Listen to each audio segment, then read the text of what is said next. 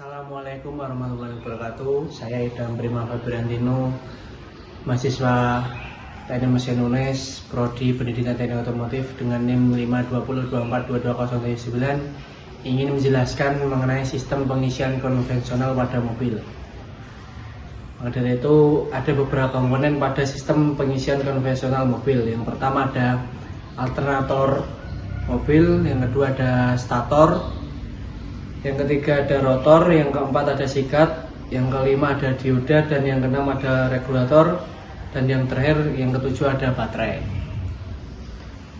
Selanjutnya pada cara kerja sistem pengisian konvensional akan dijelaskan pada animasi berikut ini.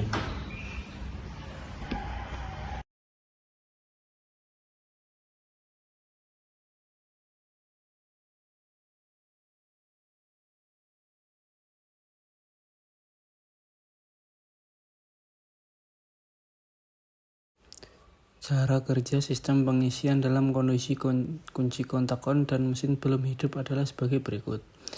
Arus dari baterai mengalir ke fuse bell link FL, lalu ke kunci kontak KK, ke fuse, lalu ke charging warming lamp atau CWL, kemudian ke L, ke P0, lalu ke P1, dan kemudian ke massa. Akibatnya lampu pengisian akan menyala. Pada saat yang sama, arus dari baterai juga mengalir ke fuse bell link, lalu ke kunci kontak, ke fuse, lalu ke ignition, lalu ke PL1, lalu ke PL0, kemudian ke terminal F regulator, lalu ke F alternator, lalu ke rotor coil, dan ke massa. Akibat arus ini pada RC muncul medan magnet.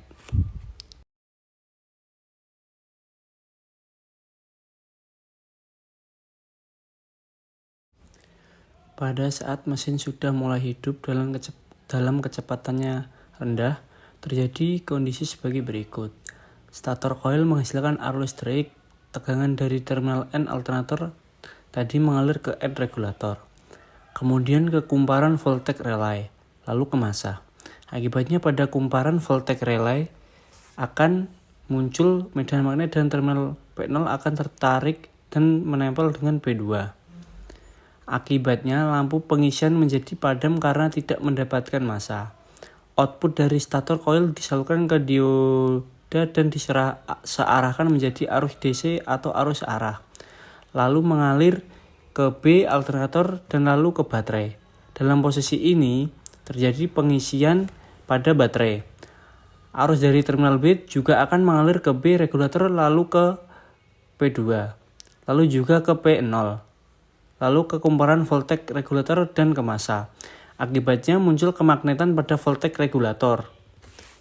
Karena putaran masih rendah, maka tegangan output alternator juga cenderung rendah. Dan jika tegangan B kurang dari 13,8 volt, maka medan magnet pada kumparan voltage regulator akan lemah dan PL0 akan tetap menempel di PL1 karena adanya begas pada PL0. Akibat arus yang besar juga akan mengalir dari LG ke PL1, lalu ke PL0, ke F regulator, lalu ke F alternator, lalu ke rotor coil, lalu juga ke massa. Karena adanya arus besar ini, maka arus mengalir ke rotor coil besar dan medan magnet pada rotor coil juga menjadi kuat. Sehingga walaupun lambat, output masih cukup untuk mengisi baterai. Karena medan magnet pada rotor coil kuat.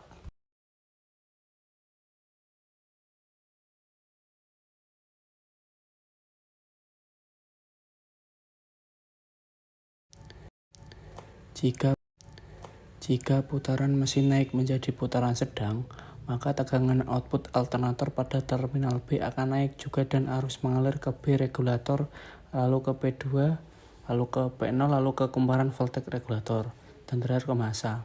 Akibatnya medan magnet pada kumparan voltage regulator menjadi semakin kuat dan menarik PL0 sehingga lepas dari PL1. Dengan kata lain, PL0 mengambang. Akibatnya pula arus dari B alternator mengalir ke IG, lalu ke resistor, lalu ke F regulator, lalu ke F alternator, lalu ke rotor coil dan ke massa. Pada proses ini kemagnetan pada rotor coil melemah karena arus melewati resistor. Walaupun kemagnetan pada rotor coil melemah, namun putaran akan naik ke putaran sedang, sehingga output alternator cukup untuk mengisi baterai dengan tegangan antara 13,8 volt hingga 14,8 volt.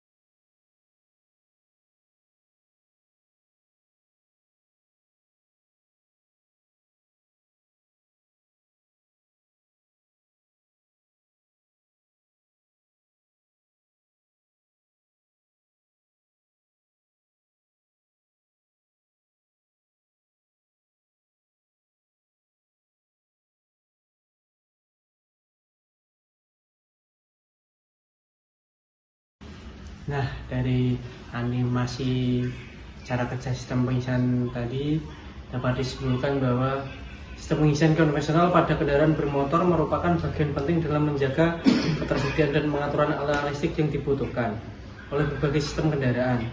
Sistem ini terdiri dari komponen utama seperti alternator, regulator, tegangan, dan baterai. Prinsip kerjanya didasarkan pada prinsip induksi elektromagnetik, di mana perubahan medan magnet menghasilkan arus listrik. Meskipun sistem pengisian konvensional memiliki kelebihan seperti keandalan, kesederhanaan, dan ketersediaan komponen yang baik, juga memiliki beberapa kelemahan, yaitu efisiensi energi yang relatif rendah, potensi kerusakan komponen, dan keterbatasan dalam menangani beban listrik tinggi menjadi beberapa masalah yang perlu diperhatikan. Untuk menjaga kinerja optimal sistem pengisian konvensional, langkah-langkah pemeliharaan yang tepat harus dilakukan. Ini meliputi pemeriksaan berkala terhadap komponen, perawatan baterai, pemeriksaan drive belt, pemeriksaan regulator tegangan, perawatan kabel pengisian, dan pemeriksaan sistem listrik kendaraan secara keseluruhan.